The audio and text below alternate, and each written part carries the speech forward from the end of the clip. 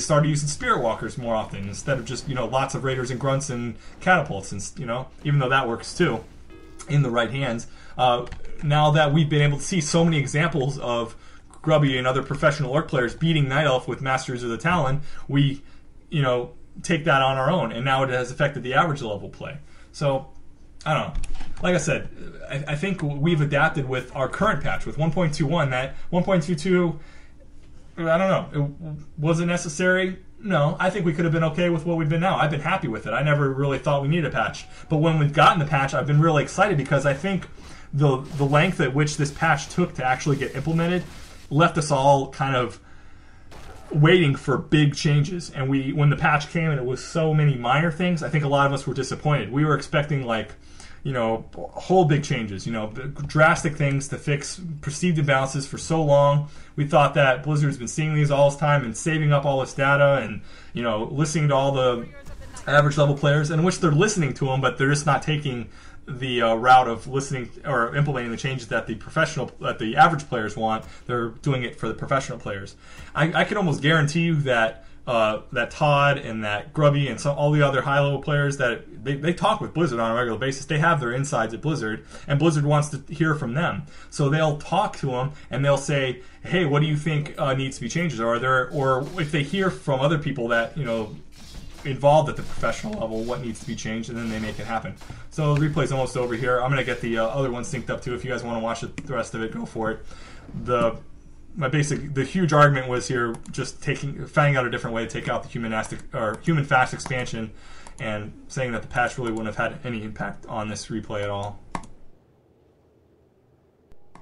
The next one I think is probably one of the better examples that I want to look at this, because it's Cookie Cutter Night Elf going Demon Hunter and Hunts, and the Night Elf is going to win on this matchup, or on this match, and it's versus Human on Lost Temple. Again, we're watching lots of Lost Temple. I'm trying to kind of get a theme going here. So get it up at 2 minutes at 1x speed. I believe this is a longer replay, so once I'm done ranting on it, I'll probably just speed through it, or have you guys stop, because I think this is probably already run about 45 minutes or so. I've been talking a good bit. 2 minutes at 1x speed, and we'll look at it from the Night Elf player's point of view again.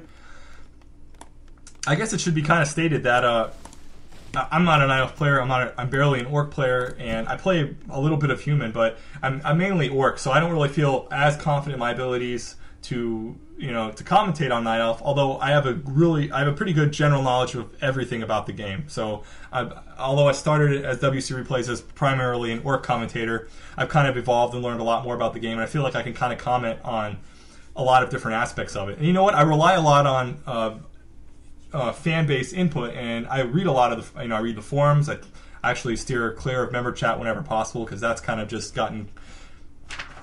We'll leave that one alone. But yeah, I mean, I like to. There's people on the forums that I like to read their opinions on, and I like to respond to them, and I like to give my opinion on stuff too. So, if I'm wrong, and I've been wrong plenty of times in the past, I see the corrections made in my comments, and that's good, because other people are reading those comments too, and then they'll kind of get some reiterated, facts on that if I misspoke or whatever. Misspoke, I sound like a politician now, right? We won't go into politics, right? All right, let's get it paused. 2 minutes, 1x speed, that's where I'm at, and we're at the third replay in this audio commentary. Unpause in 5 seconds. 5, 4, 3, 2, 1, unpause. All right, like we said, we are going to see the Demon Hunter in this matchup with Hunts again. I think he's going to do a similar strategy to what we saw in the first replay, kind of a faster tech to Dryads to try to dealing with this, dealing with the fast expansion. This is the exact same positioning as our last replay. The Night Elf player is in this eastern position on Lost Temple, and the Human player is in the southern position. However, instead of creeping... Ooh, sorry, my throat is just dying on me. Instead of creeping in the middle to try to get some experience and massing up Hunts, it looks like the Night Elf player this time is going to clear out his expansion first, and he's also... we'll see how he goes on that. I forgot what he's doing here. I believe he does go Hunts. He's just doing it in a different way. Just creeping in a different way, basically. My notes on this one are a little bit bad, so I'm going to have to watch it as I go. Let's see, what did I write here? He does go a single Demon Hunter, which is a good point to make, too. I think on this matchup, on this map, with this matchup, a single Demon Hunter is a good route to go, or a single hero. So either a Demon Hunter or a Warden is probably your best bet. A Warden for the reasons we saw in the last replay, and in this replay we'll see it because if you get that Demon Hunter to a high enough level, and on Lost Temple that's pretty easy to do because there's so many creeping spots. Your Demon Hunter can be the counter to those towers. Your Demon Hunter with level 3 evasion can tank those towers a lot.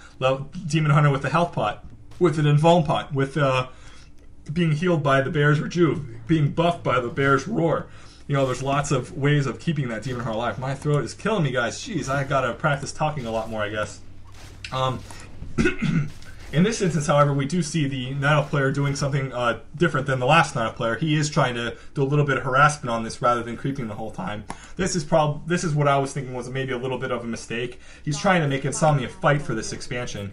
That's a good idea to do, and especially when Insomnia doesn't have any towers up, it's a little bit safer to do. He doesn't have them up right now. I believe he does go some later on.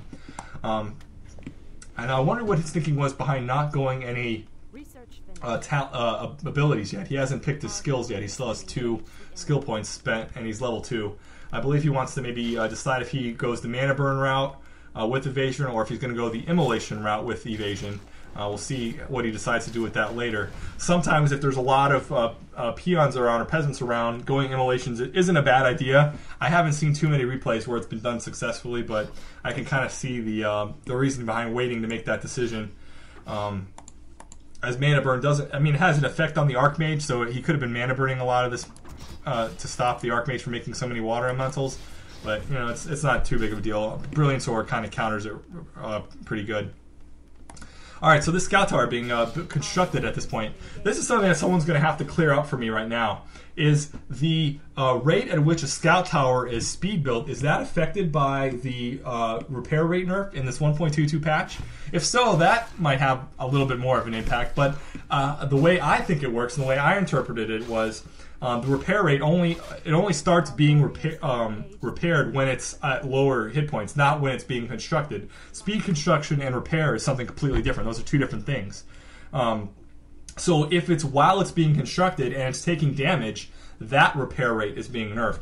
And it doesn't start its speed construction up again until it's at full hit points. That's what I'm saying. I'm throwing it out there. That's how I think it works. I could be wrong. So someone might need to correct me on it. I'm probably wrong, thinking more how many mistakes I've made, quoting theory crafting things in the past. And I haven't done any research on it, but that's how I think it works. We'll have to do some research on it maybe later and figure it out. Someone will correct me in the comments, or I'll do it in the description or something. We're seeing Huntresses used again, which theorycraft wise, this is kind of a weird decision for maybe the average player to kind of look at. Hunts take extra damage from piercing, which is what those guard towers do. However, they do have more hit points. They are also faster. And with the Vorpal upgrades that they have right now, their damage is kind of spread out among harassing these peasants at the point. So Huntresses actually are pretty good in this, even though they do take extra damage from piercing when the guard towers goes up. So this was a little bit of a weird move here by Titan I saw. He brought his Demon Hunter in at really low hit points, and he took a lot of those hits, which allowed those Huntresses actually to get a few more kills, and then he had to burn the TP to get out. That's a little risky, but I think that was kind of calculated. He knew going into that he was going to have to TP out, so he was kind of more prepared for it. This is another interesting way of dealing with with the human expansion. This is another option for you Night Elf players. Counter his fast expansion with some expansions of your own.